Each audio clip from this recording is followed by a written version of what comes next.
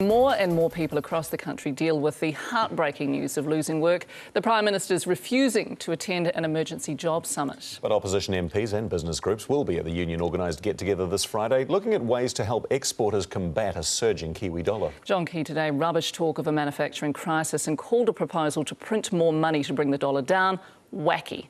Political editor Corin Dan joins us now with more. Corin. Yes, good evening everybody. Well, we know over the last few months really there has been a string of high-profile export companies that have had to lay off workers, but John Key today is adamant there is no crisis in the manufacturing sector and no need for a crisis meeting. Fresh from a Hollywood trip to prop up our film industry, John Key today checked out a manufacturer in Hutt Valley. And while business for this steel company is okay, a high dollar is putting many manufacturers to the wall. We've had in our union more than 70 separate companies announce redundancies since February. That's 2 a week on average. Back in 2009, when the global financial crisis was at its peak, the government put on a jobs summit. On Friday, the Engineers Union hopes to have a similar one, involving business groups and opposition MPs. But the Prime Minister isn't invited, and it's unlikely he would have gone anyway. But is there a crisis in New Zealand? Well, we could talk ourselves into a crisis, but I'm not convinced there's one. And Mr Key wasn't on his own today.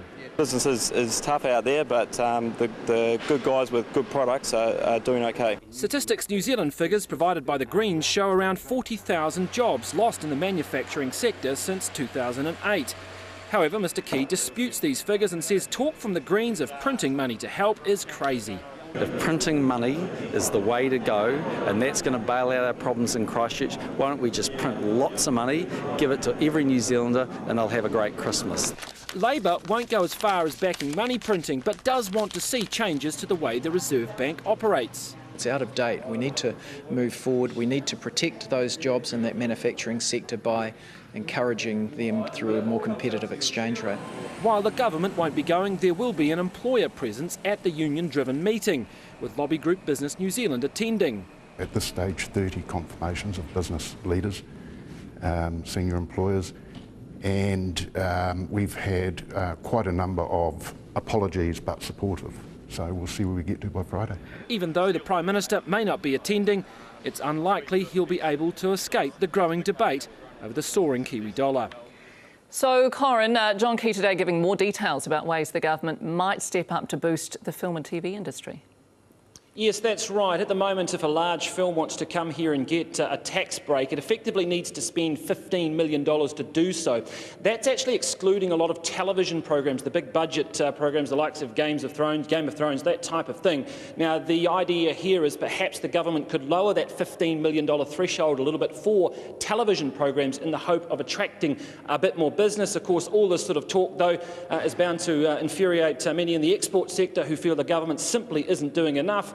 And they, of course, are starting to look at ideas from the likes of the Greens, who are putting up this idea of money printing. So a lot of problems for John Key in this area of manufacturing, and we can expect a lot more in Parliament next week. Thanks for that, Corin. That's Corin Dan. This update is brought to you by ANZ, proud sponsor of the New Zealand Olympic team.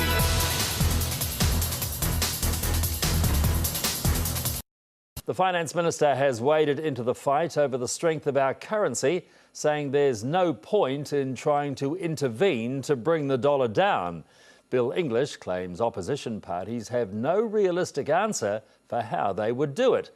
The Minister is in Germany, where he spoke with our Europe correspondent, BRAY. Airbus is manufacturing on a scale Bill English and the rest of us can only dream of in New Zealand. Big-ticket items and orders for 3,000 of them, mostly for Asian airlines. Every 7 hours we're delivering an aircraft to our customers. So we have to continue, we have to produce, and we have to deliver. In a slack economy, Airbus has still hired 1,000 high-skilled staff in the past year. Here they tell me it wasn't to replace recent layoffs, it's growth. And it's growth helped by the euro, a shared currency held down against ours and others by the troubles in other member states, meaning German firms are doing better.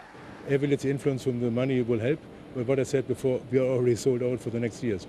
This is the paradox really of the high Kiwi dollar in action. When Air New Zealand buys 10 of these A320s, they'll be a lot cheaper because our dollar is so high.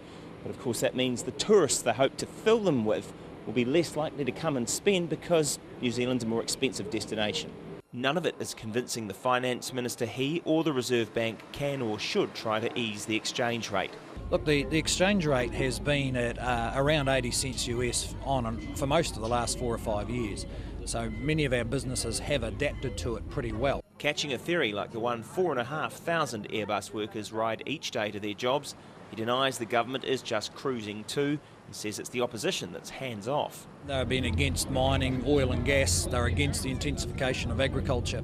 So the government is very actively looking to grow our revenue. The opposition parties are trying to stop all that. So they're arguing for doing nothing and putting up these snake oil ideas about printing money to pretend we're all wealthier. They're wrestling with printing yet more money here.